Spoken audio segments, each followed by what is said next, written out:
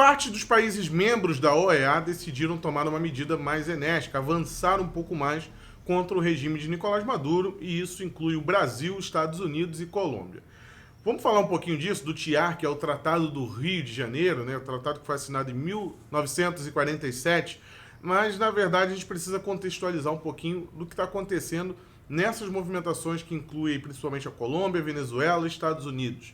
Eu fiz um vídeo sobre o John Bolton, a demissão do John Bolton, conselheiro de Segurança Nacional dos Estados Unidos, onde eu apontava lá os motivos para a sua demissão. O auge da sua demissão foi a questão do vazamento da negociação com o Afeganistão para uma retirada dos Estados Unidos. O Bolton foi escanteado e foi uma discussão que culminou aí na sua demissão.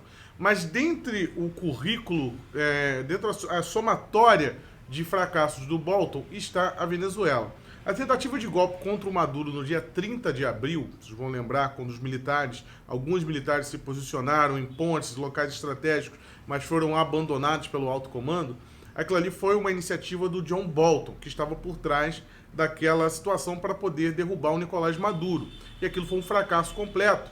E é uma tática, inclusive, uma tática cubana, né? Como há muitos cubanos ali atuando na Venezuela, eles já fazem isso há muito tempo com os Estados Unidos, que é você fingir que tem altos generais ali querendo derrubar o ditador, né? Negociar, e, na verdade, na hora H, eles não aparecem. Foi o que aconteceu naquele dia, no dia 30 de abril. Foi mais um dos fracassos do Bolton, além daquele em fevereiro, da tentativa de entrada da ajuda humanitária.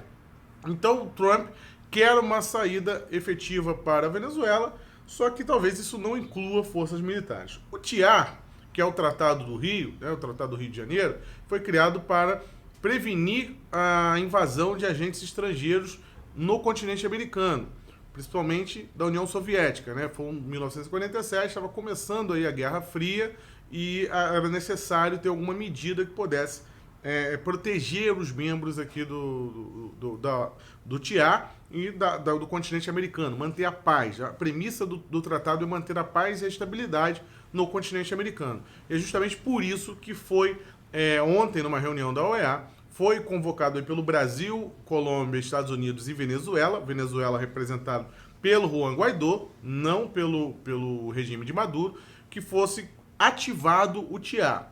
Não foi ativado ainda, tá? Ainda muita confusão na interpretação disso. No dia 23 agora será feita a reunião. Na véspera do Conselho, da reunião do Conselho da ONU, haverá uma reunião que será presidida pela Colômbia, lá em Nova York, para poder decidir se eles vão ativar o TIAR ou não. Dentre os 11 votantes ali, o Chile, por exemplo, já alertou que descarta completamente a possibilidade de uma invasão militar. O Chile não apoiaria esse dispositivo do TIAR, desse tratado. Agora, o TIAR em si, ele é um tratado que foi resgatado, colado com durex, né, e foi apresentado novamente. Porque ele já foi descartado desde 1982 devido à Guerra das Malvinas, né, às guerras das Ilhas Falkland. Porque naquela época houve uma agressão estrangeira, né, que seria aí a Inglaterra atacando a Argentina, e o Chile e os Estados Unidos ficaram do lado da Inglaterra. Então, daquele momento em diante, esse tratado ele ficou desacreditado e não foi mais utilizado. Mas devido ao imbróglio, ao impasse com o regime de Maduro, eles resolveram resgatar esse tratado, a funcionalidade dele e colocar em prática. Um detalhe importante, o governo de Nicolás Maduro já tinha saído desse tratado em 2013. Tá? Então, tecnicamente, a Venezuela não faria parte do tratado. Mas como o governo reconhecido é o governo do Juan Guaidó, no caso, o Juan Guaidó pediu para ser inserido novamente no tratado e agora vai poder, né, ter uma resolução efetiva quanto a isso. Houve muitos protestos aí de países como Bolívia, Uruguai, né? O Uruguai vê uma ilegalidade nessa ação, e do México, países de esquerda que estão contra essa situação. Houve, inclusive, uma tentativa de votação no momento que a reunião estava sendo convocada para que o TIAR fosse ativado, mas para fins pacíficos, onde bloqueasse completamente uma utilização de uma ação militar contra a Venezuela. Essa votação esse requerimento foi derrotado. No caso, a possibilidade da utilização militar ainda está na mesa.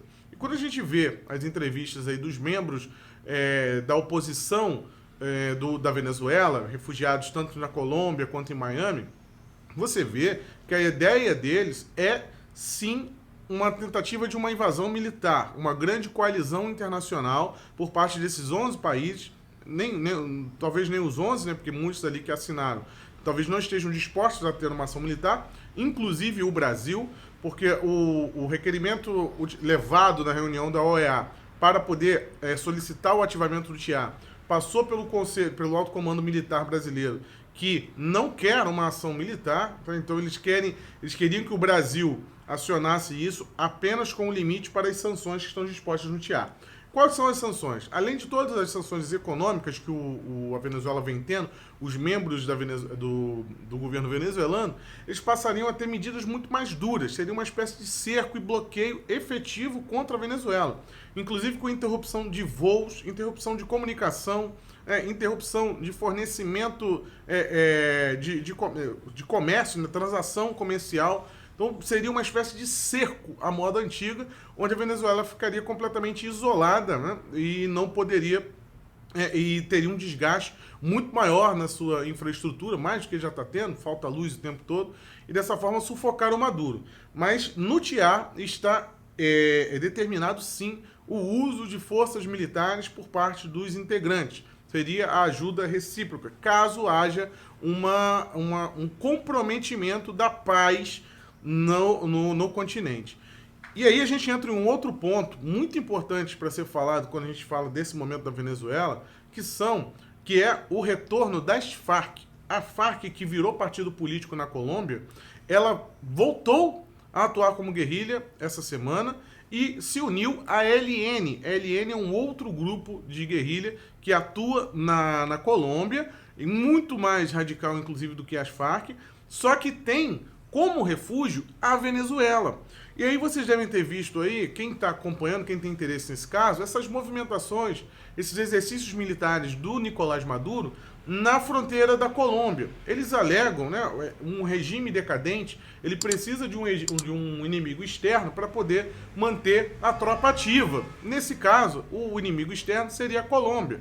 O Nicolás Maduro ele vem a público, diz para todos que a Colômbia quer tomar a Venezuela, né, e usa como pretexto esse alerta do governo colombiano sobre o refúgio, a espécie de santuário que se tornou as florestas venezuelanas para essas guerrilhas, inclusive agora com o perigo do alto comando, o alto comando, não o alto comando político das Farc, mas o alto comando militar das Farc, pessoas que são bons sabotadores, pessoas que lidam com explosivos. A alta cúpula veio a público e noticiou a volta da luta armada porque o governo atual não estaria cumprindo o tratado de paz. Então vejam o tamanho do problema naquela região. Eles ficam na floresta, a ELN especificamente, ela vive de mineração, então ela minera na Venezuela com o apoio do governo venezuelano, do governo de Maduro.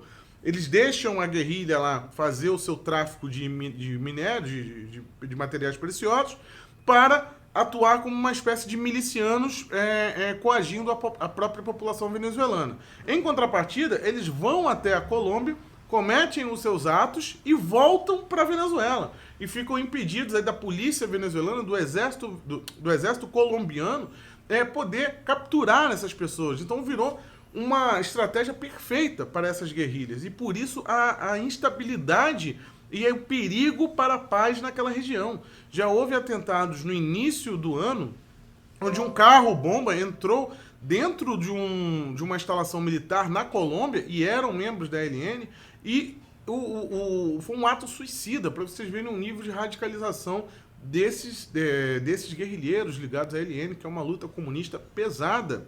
E um dos pretextos para a volta das Farc agora também são as mudanças climáticas.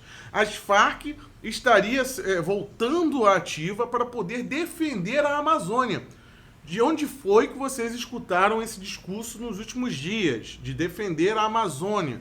Quem foi que questionou, né, a proteção do meio ambiente naquela região? Pois bem, as Farc ela compra esse discurso, que é um novo discurso revolucionário. Hoje não é mais a disputa de classes, hoje é a questão do ambiente, do meio ambiente. É utilizada sim como moeda de barganha e como força motriz para revoluções. E as Farc descaradamente utilizam um discurso vindo da Europa para voltar à tona. Então entendam todo o imbróglio dessa situação e por isso que talvez agora a ativação do TIA seja necessário para impor sanções mais duras contra Maduro e possivelmente até o uso da força militar. E aí não seria uma invasão unilateral dos Estados Unidos, e sim a participação de todos os países membros do TIA que deveriam mandar tropas para poder destituir o governo criminoso de Nicolás Maduro.